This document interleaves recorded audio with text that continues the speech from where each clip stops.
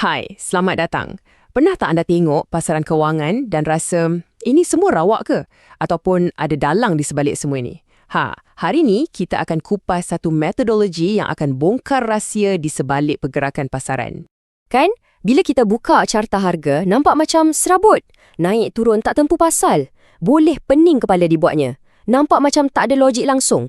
Tapi, macam mana kalau saya cakap, di sebalik semua kekacauan ni, sebenarnya ada satu kod yang tersembunyi. Dan inilah orangnya, Richard Wyckoff. Lebih 100 tahun dulu, dia dah kata, tak, pasaran ni bukan rawak. Dia percaya yang pasaran ni sebenarnya macam satu kempen yang dirancang oleh pemain-pemain besar atau apa yang kita panggil smart money. Okey, jom kita mulakan. Sebelum kita boleh baca carta, kita kena faham dulu bahasa asas pasaran. Menurut Wyckoff, ada 3 undang-undang utama yang jadi macam hukum fizik yang mengawal semua pergerakan harga. Ya, 3 undang-undang ni adalah teras kepada segala-galanya. Kalau anda faham betul-betul ketiga-tiga ni, anda akan mula nampak logik di sebalik setiap pergerakan harga yang nampak rawak tu. Jom kita pecahkan satu persatu. Okey, yang pertama ni paling asas sekali. Senang je. Kalau lagi ramai orang nak beli sesuatu berbanding orang yang nak jual, harga confirm akan naik. Kalau sebaliknya, orang berebut-rebut nak jual tapi tak ramai yang nak beli, harga akan jatuh. Inilah nadi pasaran. Undang-undang kedua, sebab dan akibat. Bayangkan macam inilah. Lagi lama anda tekan minyak kereta untuk bina kelajuan, itu sebab dia. Maka, lagi jauhlah kereta tu boleh pergi kan?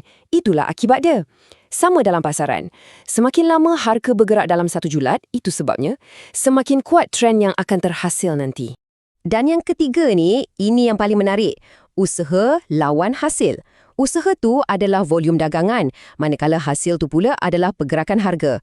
Kalau ada volume yang sangat besar, maksudnya usaha tinggi, tapi harga tak bergerak ke mana-mana, hasil sikit, itu satu amaran besar. Sesuatu yang tak kena sedang berlaku. Mungkin trend dah nak sampai ke penghujungnya. Jadi, bila kita dah faham 3 undang-undang asas tadi, jom kita tengok gambaran yang lebih besar.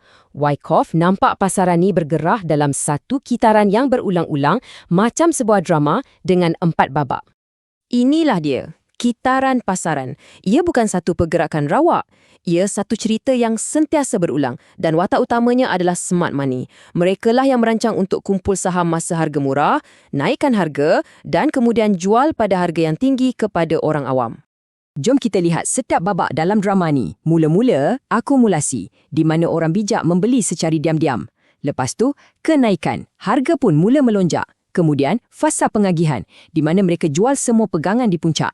Dan akhir sekali, penurunan di mana harga menjunam. Nampak tak ceritanya sekarang? Sekarang, jom kita jadi penyiasat dan siasat rompakan ni dengan lebih dekat lagi. Kita akan fokus pada 2 fasa paling penting, akumulasi dan pengagihan. Sebab di sinilah smart money merancang segalanya. Okey, ini anatomi fasa akumulasi. Cuba perhatikan macam mana smart money senyap-senyap beli semua saham masa harga tengah rendah. Siapa yang jual? Selalunya orang awam lah yang dah panik dan putus asa. Inilah cara mereka sediakan pentas untuk kenaikan harga yang bakal berlaku. Dan ini pula babak kemuncaknya, pengagihan. Ia betul-betul terbalik dari akumulasi. Sekarang, smart money nak jual semua saham mereka pada harga puncak. Kepada siapa mereka jual? Kepada orang ramai yang tengah seronok, tamak dan baru terhege-hege nak masuk pasaran sebab takut terlepas peluang.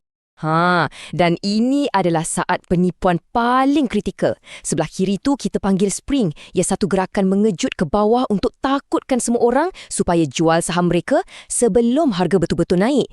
Sebelah kanan pula U-turn, satu lonjakan terakhir ke atas untuk perangkap pembeli sebelum harga menjunam. Memang licik.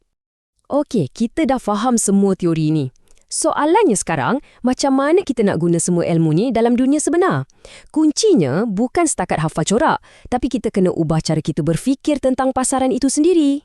Seorang pedagang Wyckoff ni, dia tak main teka-teka. Dia macam seorang detektif. Dia akan bandingkan ombak harga sekarang dengan ombak sebelumnya. Adakah trend ni masih sihat dan kuat ataupun ia dah mula pancit dan tunjuk tanda-tanda nak lemah? Dan lihat, ini bukan sekadar teori kosong. Metodologi Wyckoff ni bagi kita satu rangka kerja yang sangat praktikal.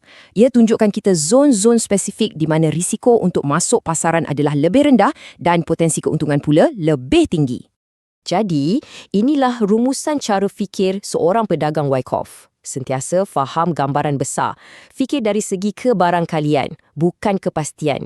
Cuba baca cerita yang sedang berlaku di sebalik carta. Kena sabar, tunggu peluang terbaik dan yang paling-paling penting, guna logik, bukan emosi.